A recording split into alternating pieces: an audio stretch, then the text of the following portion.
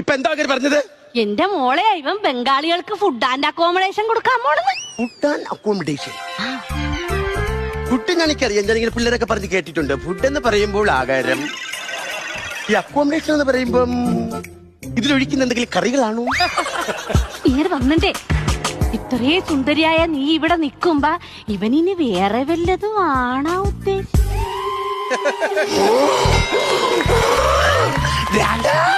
ഞാൻ കോളേജിൽ പഠിക്കുന്ന സമയത്ത് റോഡുകളിലൂടെ നടന്നു പോകുമ്പോ ചെറുപ്പക്കാരന്റെ മുഖത്ത് നോക്കും, പക്ഷെ നോ അക്കോമഡേഷൻ.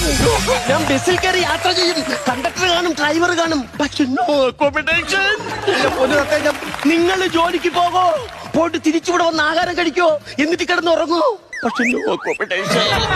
എന്റെ കുടുംബത്തില് എന്റെ അച്ഛനുണ്ട്, എന്റെ ആങ്ങളമാരുണ്ട്, എല്ലാവരും ജോലിക്ക് പോകും, തിരിച്ചു വരും, പക്ഷേ നോ അക്കോമഡേഷൻ. എന്നിട്ട് ഇവന്മാരെല്ലാം ജോലിക്ക് പോയിട്ട് വന്നിട്ട് കാട്ടിലാണ് കിടന്നുറങ്ങുന്നത്. മനസ്സിലായില്ല?